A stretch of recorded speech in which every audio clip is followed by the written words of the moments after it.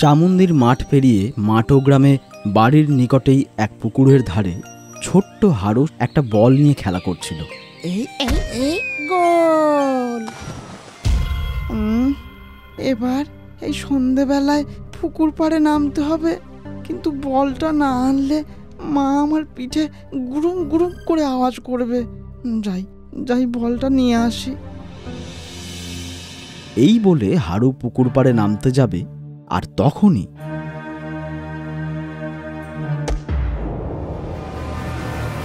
চারিদিকটা কালো ধোঁয়াতে ভরে ওঠে, আর সেই কালো ধোঁয়া থেকে বেরিয়ে আসে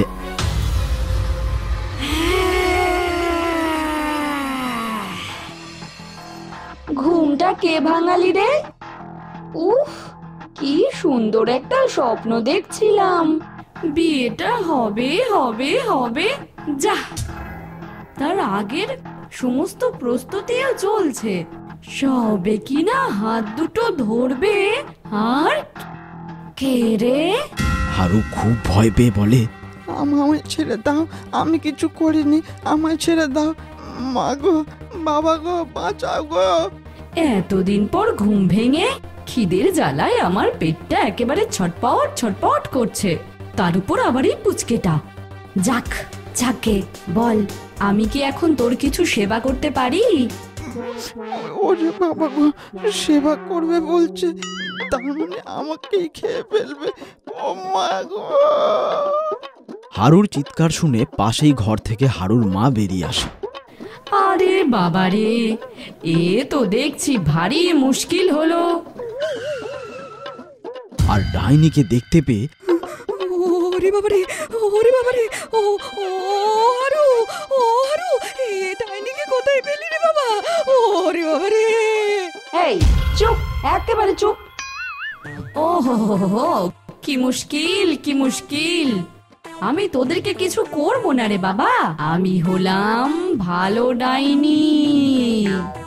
কিন্তু ওই বিয়ের জন্য জ্বালাতন করে বলে ওই বুড়ি ডাইনি মন্ত্র পড়ে আমাকে এই হাড়ির মধ্যে বন্দি করে রেখে দিয়েছিল। হ্যাঁ, দাঁড়া দাঁড়া দাঁড়া, আমি তোদের জন্য হ্যাঁ মিষ্টি আনছি, দাঁড়া। এরপর সামনে এক হাঁড়ি মিষ্টি দেখে এবার হারু কান্না থামিয়ে বলে, উমা, এত মিষ্টি! তার মানে তুমি সত্যি ভালো। কি মজা পেয়েছিস তো? তবে এখন যে খিদের জ্বালায় আমার পেটের ভিতর কুকুর বিড়াল সব ঘেউ ঘেউ ঘেউ ঘেউ মেমেউ করে আওয়াজ করেই চলেছে। না না না না না না, আমি তোমাকে এখনো বিশ্বাস করতে পারছি না। তুমি নিশ্চয়ই এই মিষ্টি খাইয়ে আমাদের মেরে ফেলতে চাইছো, তাই না? আরে বাবা না রে, না না না, মরণ। হাড়ির দিকে তাকিয়ে বলে, এই হাড়িটা একটুখানি ভেঙে ওই পুচকে ছোড়া আমাকে উদ্ধার করেছে, কিন্তু পুরোটা তো ভাঙেনি, তাই আমি পুরোপুরি ভাবে মুক্ত হতেও পারিনি। তাই আমি এখন তোদের বাড়ি থাকবো। লোভে পড়ে যায় পদ্ম। কোথা থেকে এলো এ হাঁড়ি? যাক, অত ভেবে কাজ নেই, ভালো জিনিসই তো হাতে পেয়েছি, এটাকে কিছুতেই আর হাতছাড়া করা চলবে না। হাঁড়িটা কিছুতেই পুরোপুরি ভাঙতে দেওয়া যাবে না। তারপর ডাইনিকে বলে, শোনো ডাইনি, আমি ওই পুঁচকে ছোড়ার মা, তাই তুমি আমার কথা শোনো। সবার আগে তুমি বাড়ির ভিতরে চলো। ও তাই বুঝি? আচ্ছা চল।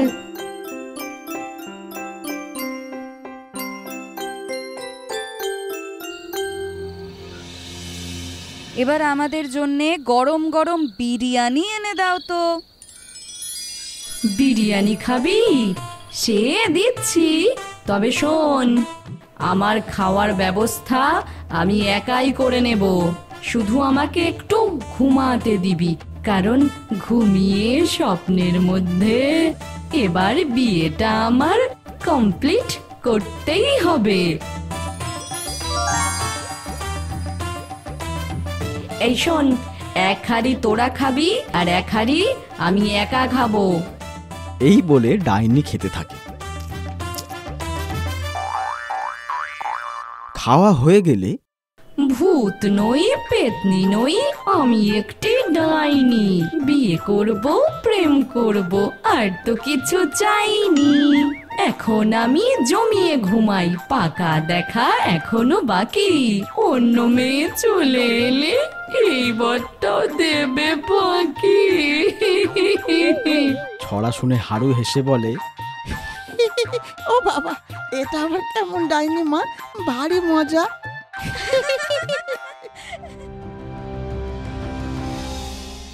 কিছুক্ষণ পর পদ্ম আর হারু ঘরে বসে বসে বলে, চল তো হারু, ডাইনিকে ঘুম থেকে ডাকি। কতদিন দুটো সোনার গয়না কেনা হয়নি, চল ওর কাছে গিয়ে চাই। এরপর পদ্ম ঘরে গিয়ে ডাইনির চোখে একটু জল ছিটিয়ে দেয়।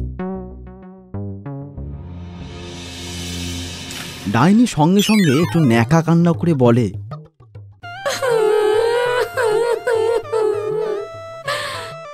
এবার তো পাকা দেখাটা ফাইনাল করে বিয়ের তারিখটা ঠিক হচ্ছিল।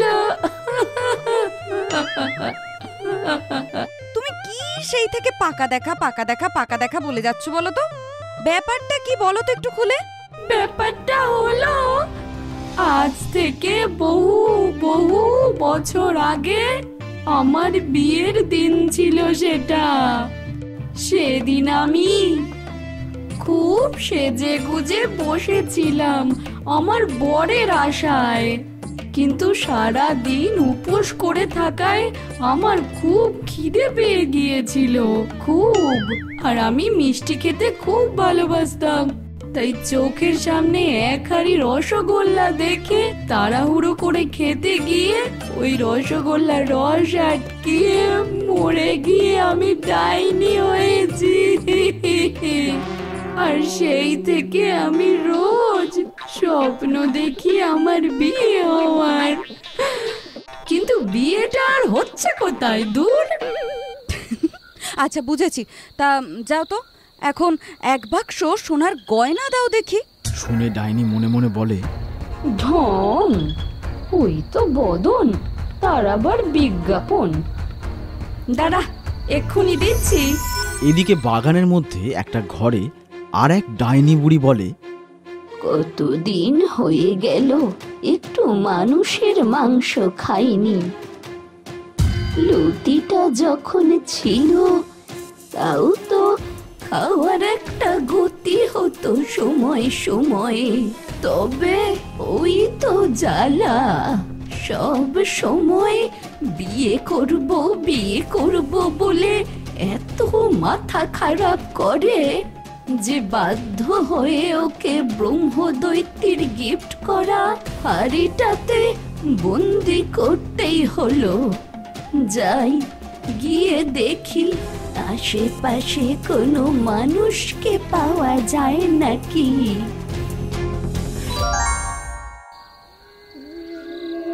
এই বলে বুড়ি ডাইনি আস্তে আস্তে বাগানের রাস্তায় হাঁটতে থাকে। আর তখনই বুড়ি ডাইনি দেখে একটা মানুষ তার দিকেই এগিয়ে আসছে। ওরে বাবা, ওরে বাবা, এ তো মেঘনা চাইতেই জল। যাই যাই, তাড়াতাড়ি একে বাড়ি নিয়ে যাই, আর ভালো করে রান্না করে খাই।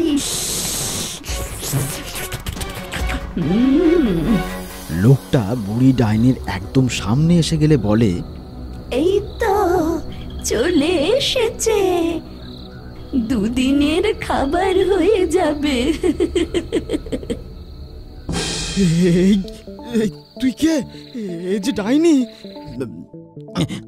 আমার পথ কেন আটকেছিস? যেতে দে আমায়, সরে যা বলছি। ও মা, যেতে দিলে খাবো কি? এমন খাবার সহজে পাবো কি?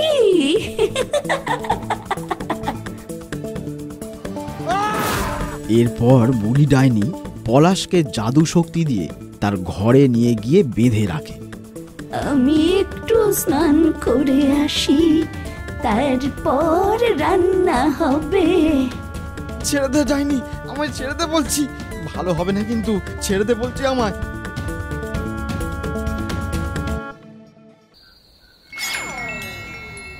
যাও, এবার আমার জন্য। মামার বাড়ির আবদার জুড়ে বসেছে, একটার পর একটা চেয়েই যাচ্ছে। একসঙ্গে আমি অত জিনিস দিতে পারবো না বাপু, সবকিছু তো একটা রুলস আছে। ডাইনি বলে কি আমার কাজের কোনো দাম নেই? ডাইনির আবার রুলস? এই, আমি এখন চলে গেলাম ঘুমাতে। আমার বিয়ের সানাইটা এবার প্যাঁ প্যাঁ করে বাজিয়েই ছাড়বো। সেই মরার আগে থেকে বিয়েটা করার জন্য ছটপট করছি গো। এই বলে ডাইনি আবার গিয়ে ঘুমিয়ে পড়ে। ঠিক আছে, কাল সকালে আবারও ডেকে দেব। পদ্ম তার ছেলে হারুকে বলে, আয় খোকা আয়, খেতে বসি আয়, বিরিয়ানি খাবো। ভেবেই তো জিভে জল চলে আসছে রে।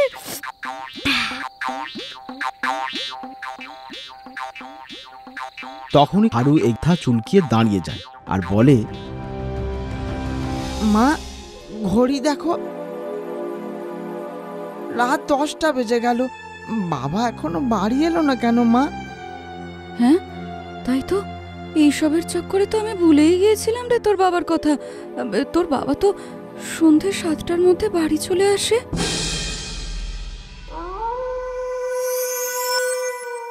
এদিকে বুড়ি ডাইনি রান্নাঘরে মশলা খুঁজছে রান্না করার জন্য। ও, এই বিড়ালের হাড়গুলো যে কোথায় রাখা আছে ভুলেই গেছি, বয়স হয়েছে তো। সেদিন রাগের বসে নাতনিটারে হাড়ির ভিতর ভরে কেন যে পুকুর পাড়ে ফেলে দিয়ে এলুম। এখন কে সব জোগাড় করে দেবে আমায়? যাগ্গে, যা আছে তাই দিয়ে রান্না করে ফেলি।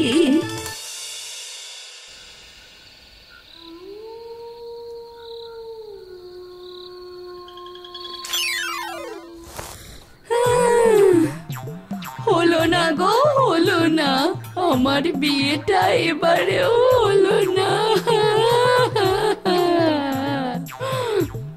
এই, রাখো তো তোমার বিয়ে। এদিকে আমার বিয়ে করা বরের কোনো খোঁজ নেই। যাও যাও যাও, আমার বরকে এক্ষুনি খুঁজে নিয়ে আসো। আচ্ছা, তাই যাই।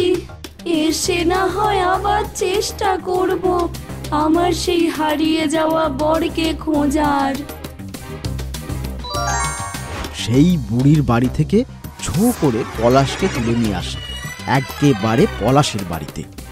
এই নাও তোমার বর।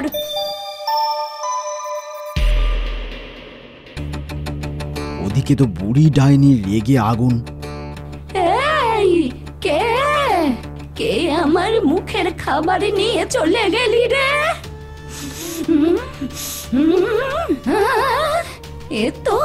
এ তো নাতনির গায়ের গন্ধ পাচ্ছি। তাহলে ও মুক্তি পেয়ে আমার মুখের খাবার কেড়ে নিয়ে গেল। ছাড়বো না, আমি ওকে ছাড়বো না, আরো কঠিন শাস্তি দেব। বরকে পেয়ে পদ্ম তো খুব খুশি, কিন্তু ডাইনি একভাবে তাকিয়ে থাকে পলাশের দিকে আর বলে,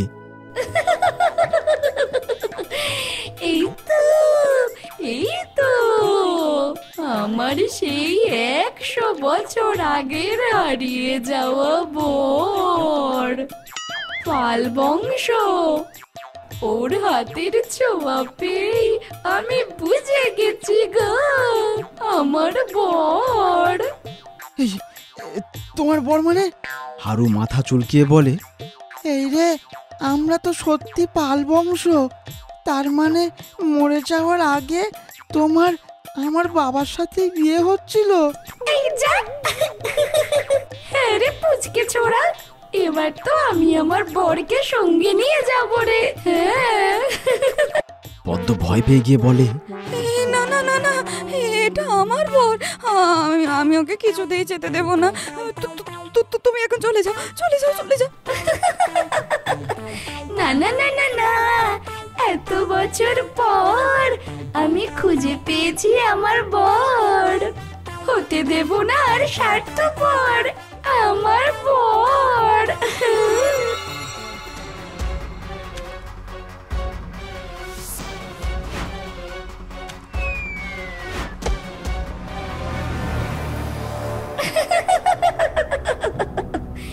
এবার আমি এই বাড়ির পাশে ঘুরঘুর ঘুরঘুর করব। বর্গ, তোমায় দেখবো চুপি চুপি। আর ঠিক তখনই সেখানে আসে বুড়ি ডাইনি। তুই আমার মুখের খাবার কেড়ে নিয়েছিস রে ছুরি। যা যা যা যা যা যা, এক্ষুনি নিয়ে আয় বেটাকে। না, কোনোদিনও না। এই হলো আমার সেই হারিয়ে যাওয়া বর গো। ওর সঙ্গে তো আমি বিয়ে করব। আমি এখন মুক্তি পেয়ে গেছি, তোমার কথা শুনবো না আমি। উফ, বিয়ের ভূতটা দেখছি তোর মাথা থেকে যায়নি এখনো। আমি কিন্তু আবার তোকে হাড়িতে বন্দি করে দেব। সে যাই করো, আমি ওর কোনো ক্ষতি হতে দেব না। এই শুনে বুড়ি ডাইনি রেগে গিয়ে একটা হাঁড়ি বার করে ডাইনিকে তার ভিতর ঢোকাবে বলে একটা মন্ত্র পড়ে যেই ডাইনির দিকে জল ছুটতে যাবে, অমনি ডাইনি বুড়ি ডাইনির হাতটা ঘুরিয়ে দেয় আর মন্ত্র জল বুড়ি ডাইনির গায়ে গিয়ে পড়ে। আর হাঁড়ির ভিতরে সঙ্গে সঙ্গে বন্দি হয়ে যায় সেই বুড়ি ডাইনি। এবার তুমি আমার হুকুম পালন করবে বুড়ি ডাইনি। আমার বিয়েতে ডাইনি দান করার সময় তোমায় ডাকবো।